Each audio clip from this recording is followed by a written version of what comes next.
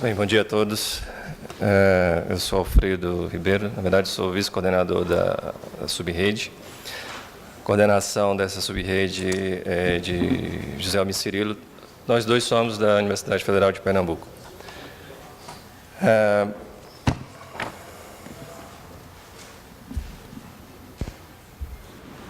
Acho que foi. Ok. Bem, essas são as questões principais que, desde o início da subrede, a gente se propõe a tratar. Então, qual o impacto das mudanças do clima na disponibilidade dos recursos hídricos nas bacias hidrográficas brasileiras?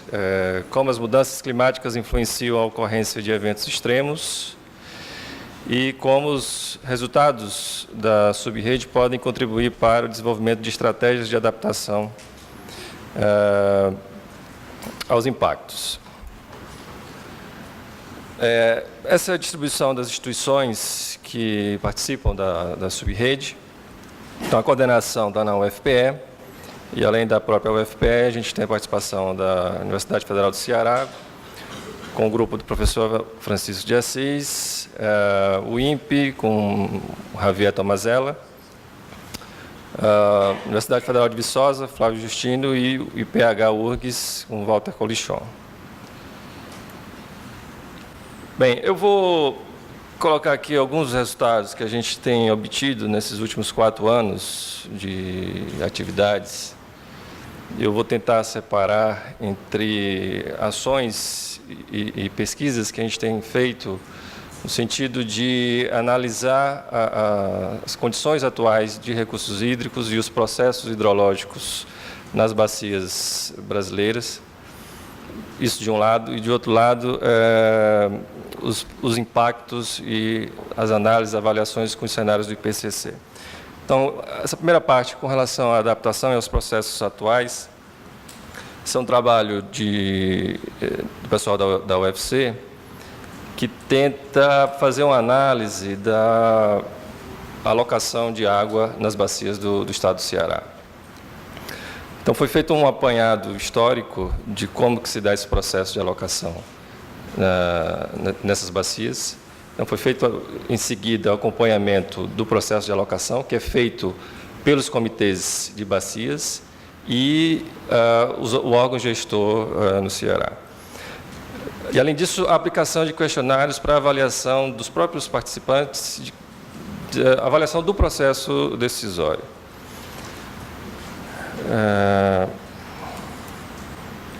Então, alguns breves resultados sobre isso. A gente pode ter aí uma ideia dos conflitos que acontecem nessas bacias. E o que a gente percebe é que, ao longo das bacias, de diferentes bacias no estado, vai haver o conflito entre produção de alimento e abastecimento humano. Então, produção de alimento, de água para irrigação, piscicultura, cassinicultura, e, de outro lado, abastecimento humano. Então, a ideia que se tenta tirar desse tipo de pesquisa é como que a gestão adaptativa pode fazer frente aos impactos de mudanças do clima. Eu entendo que a gente pode ter duas frentes de ação em termos de adaptação para redução de vulnerabilidade. Um lado é tentar aumentar a disponibilidade hídrica. Bem, mas isso tem um limite, isso envolve infraestrutura e disponibilidade, um momento chega no seu limite. De outro lado, a gente pode tentar melhorar os mecanismos e os instrumentos de gestão dos recursos hídricos. Então, esse tipo de pesquisa é bem interessante porque a gente tenta, então, trazer esses mecanismos para fazer a gestão da disponibilidade já existente ou até mesmo diante de uma disponibilidade menor do que a gente já possui hoje. Ainda no Ceará, a equipe de Francisco de Assis fez uma análise inicial desse evento de seca, que acontece desde 2011, E aí teve algumas ações, como a organização do banco de dados, análise das séries de precipitação aí desde 1912, levantamento de informações no Estado. Bem, a partir disso, pode chegar a alguns resultados para tentar situar esse evento que está acontecendo atualmente. Aqui tenta indicar, bem, que você tem a variação temporal e os pontos tentam indicar a magnitude da seca, do evento de seca, né, para cada ano. Então, esse último evento que a gente está vivendo está situado aqui entre os 5, 6 maiores eventos, se a gente pegar um ano isolado. A grande questão é que a gente tem 2, 3 anos em sequência de seca severa. E quando você faz uma análise envolvendo aí 3, 4 anos,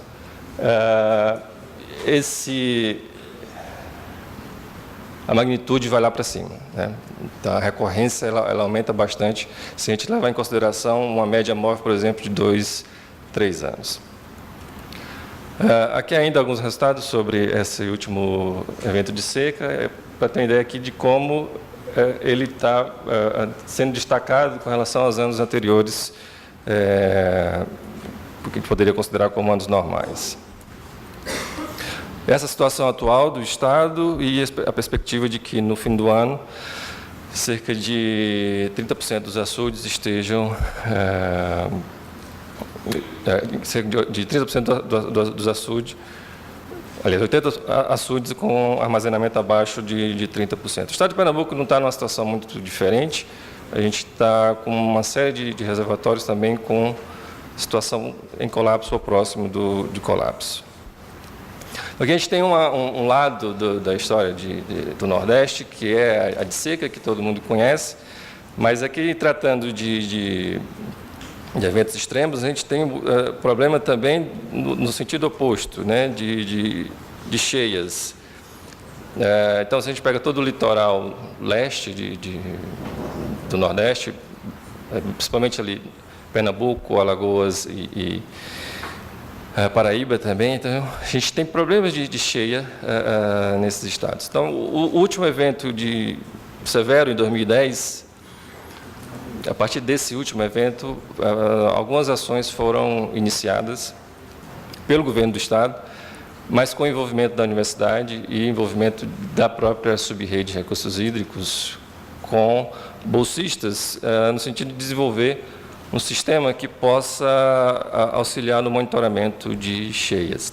Então, esse aqui é um projeto piloto para a bacia do Rio Una, e a ideia básica é você poder utilizar informações de postos de chuva instalados na bacia. Isso vai ser enviado em tempo real, essa informação. Dados de previsão dos modelos de modelo regional, previsão de chuva e, eventualmente, outras informações podem ser incorporadas, como chuva medida por satélite e chuva medida por radar meteorológico. Bem, isso tudo pode entrar em modelo hidrológico, que em seguida entra no modelo hidrodinâmico e pode-se ter o nível atingido pela água nas cidades que são vulneráveis às enchentes. Então, a ideia é que isso possa estar em funcionamento nos próximos meses e na próxima estação de chuva já possa ser utilizado de forma operacional. Saindo um pouco do Nordeste, o grupo de Laura Borma, no INPE, tem feito estudos na Amazônia para análise de tanto de cheia como de seca, né? Então, na última década, houve alguns anos com os dois extremos, de seca e de cheia. E que a gente pode destacar no evento de cheia, um aspecto interessante, que é o prolongamento da duração do período de cheia. Então, aqui é o valor médio da cheia no curso principal do Rio Solimões do Rio Amazonas. E o que se percebe em alguns casos, o prolongamento dessa estação de cheia, prolongamento no tempo. Então, isso traz consequência, por exemplo, para as populações que fazem exploração das áreas inundáveis. Então, tem certo período do ano que eles já contam com o descenso das águas e preparar o plantio e a produção. Além disso, com o nível da água muito cheio, a pesca fica prejudicada, né, em função da dispersão dos peixes. Então, isso foi feito no curso dos Solimões, né, e uma parte do próprio Amazonas, então no curso principal. E aqui o outro lado, a seca, né, alguns eventos de seca que aconteceram na Amazônia, e a mesma questão, né, como que essa duração pode trazer consequências tanto para a população, mas também para os ecossistemas. Então, uma limitação desse tipo de estudo é a gente ficar amarrado às medições das estações fluviométricas, que aí necessariamente vai ter que estar nos principais rios, mas isso a gente pode estender para uma análise em rios menores, em bacias menores, mas aí tentar fazer essa extrapolação utilizando, por exemplo, sensoramento remoto, isso é algo que pensamos fazer posteriormente. Os resultados dessa pesquisa, vocês vão encontrar com maior detalhe nesse livro que está sendo lançado nesse evento, e foi organizado pela própria Laura Borman e por Carlos Nobre. Voltando um pouco para o Nordeste, aqui já a gente está tentando ver outro aspecto que eu falei no início, que diz respeito aos impactos, né? Tentar fazer uma análise dos impactos nas bacias hidrográficas, utilizando os diferentes cenários de mudança do clima. Esse primeiro trabalho foi desenvolvido também por Francisco de Assis, lá na UFC, e faz uma tentativa de hierarquizar os modelos de circulação global que são utilizados pelo IPCC. Então, inicialmente, se pode fazer duas análises, uma da questão sazonal, se os modelos representam bem a sazonalidade da precipitação, e o total anual calculado por cada modelo. A premissa básica aqui admite-se que os melhores modelos do século XX possuem uma melhor representação do século XXI. Então, vai se tentar, utilizando critérios de medição, critérios de desempenho, definir que modelos da relação de modelos do IPCC podem representar melhor a precipitação no Brasil. Isso foi feito para 3 regiões, então envolvendo aí o Nordeste, Amazônia e Bacia do Prata. E a tabela mostra um resumo desses resultados. E aqui tentar pegar ou tentar verificar aqueles modelos que possuem melhor desempenho em cada um dessas regiões. Bem, a ideia não é pegar o melhor modelo e utilizá-lo de forma direta e achando que ele vai poder te dar os melhores resultados, mas, em princípio, descartar aqueles modelos que são piores. E, bem, você utilizando os modelos melhores para te dar uma segurança melhor com relação à análise que é feita para o futuro. Ainda com relação a impactos, isso foi feito na UFPE, uma análise na bacia do rio Capibaribe, inicialmente de análise do impacto na vazão no rio. Aqui dá para ter uma ideia utilizamos rodadas do modelo regional ETA-CPTEC para, inicialmente, fazendo uma comparação com os dados atuais, e aí você calibra um modelo hidrológico que vai te dar a vazão na bacia. Então, a gente entra com a precipitação do modelo regional e com o modelo hidrológico obtém a vazão na bacia. Então, aqui mostra um pouco o impacto de redução da vazão na foz do rio para diferentes faixas de tempo. Então, essa aqui é a situação mais crítica, que seria no final do século, com redução aí chegando a 60% da vazão média. Isso, em seguida, foi colocado no modelo de alocação, porque aí a gente pode perceber como que isso vai impactar os usos da água na bacia, os diferentes usos de indústria, abastecimento humano, irrigação. E aqui a gente pode ter, para diferentes áreas, diferentes regiões da bacia, como que se dá o comportamento dessa redução do impacto na bacia. Então, a situação mais crítica teria aqui nessa área AU2, em que o abastecimento humano vai cair vertiginosamente até o final do século. Obviamente, com base nesses dados e nessa simulação que foi feita. Voltando para a Amazônia, o grupo de Javier Tomazella tem feito uma série de simulações hidrológicas em algumas bacias. Essas são algumas das bacias que estão sendo trabalhadas no INPE. Então, tem sido utilizado o modelo hidrológico de grandes bacias, foi desenvolvido no IPH. Foi feito algumas adaptações para a aplicação na Amazônia pelo próprio Javier.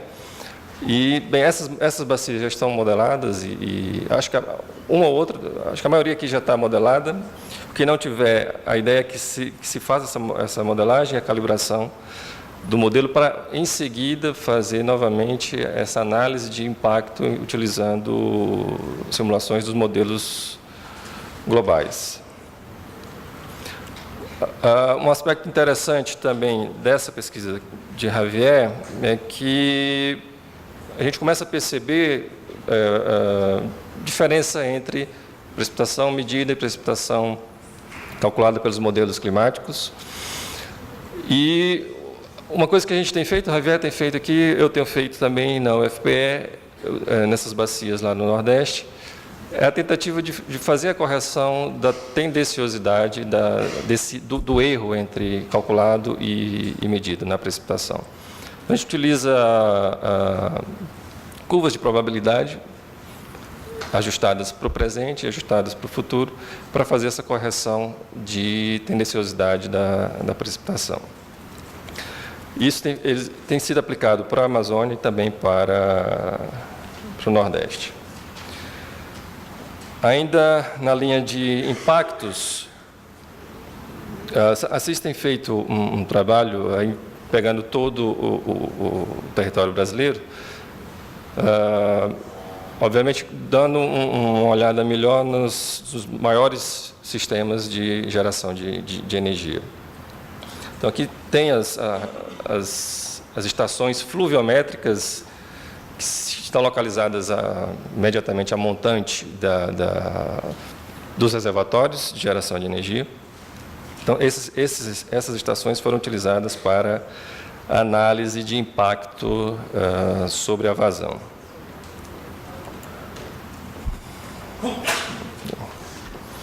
Aqui só para a gente ter uma ideia dos resultados, então a gente pode ter para Furnas, então aqui diferentes usinas, Furnas, Itaipu, Sobradinho, Tucuruí, e diferentes conjuntos de modelos dando os resultados de redução de vazão. Então, o valor negativo aqui vai indicar a redução de vazão que está chegando nos reservatórios. Isso vai significar, obviamente, redução de geração de energia. E alguns concordam com relação ao sinal e outros, em outras situações, não há concordância também com relação à magnitude. Bem, esse primeiro foi a R4 ainda, então cenários A1B, mas também já foram feitas simulações para a R5, RCP 4,5 e RCP 8,5, que a gente pode verificar o comportamento da vazão que entra nos reservatórios nesses cenários. E, em geral, o que se tem é a redução desses valores. É que o que se tem aqui nesse eixo não são todos aqueles pontos com estações fluviométricas, todas as estações das usinas. Bem, eu vou dar uma passada rápida aqui. Bem, o pessoal de Minas Gerais ainda, da UFV, tem trabalhado com tendência de ocorrência de veranicos e avaliação de produtividade de algumas culturas. Bem, a gente contribuiu para uma parte, um capítulo do relatório de avaliação nacional. Assis foi o autor principal, eu também ajudei como colaborador. Interface com políticas públicas, é interessante essa primeira pesquisa que eu mostrei de Assis, que traz essa questão à mente, da gente tentar desenvolver forma de gestão adaptativa para fazer frente à demanda por água, não só nas condições atuais, mas também para condições futuras. A gente tem, até o momento, 14 bolsas de nível técnico, aí no caso, ao longo dos 4 anos, que tem ajudado bastante no desenvolvimento dessas pesquisas, além de alunos de mestrado e doutorado. Tivemos a oportunidade de realizar 3 encontros, que chamamos de workshop, e envolvendo não só a Rede Clima, mas também componente de recursos hídricos do INCT. E, em 2011, tivemos a oportunidade de dar um apoio à organização do Congresso Mundial da Água, que, na verdade, é de responsabilidade da Associação Internacional de Recursos Hídricos, mas a Subrede pôde participar na organização também. Bem, as atividades futuras, e aí, olhando um pouco para a próxima etapa da Rede Clima, que se inicia agora, está relacionada aqui, e a ideia é, desses itens, trazer um pouco, fazer uma parceria com outras sub-redes. Então, o impacto das mudanças no regime de chuva de alguns reservatórios no Nordeste, e aí está relacionado com segurança hídrica. Voltar para essa questão da seca que está acontecendo nesse momento, né? Entender melhor esse mecanismo e estender o estudo que está sendo feito no Ceará para o restante do Nordeste. E aqui para a Amazônia, fazer essa análise dos eventos extremos também, e aí, como eu tinha falado anteriormente, tentar trazer de uma escala maior para uma escala menor, para ver os impactos nos cursos d'água menores. Bem, obrigado. É isso.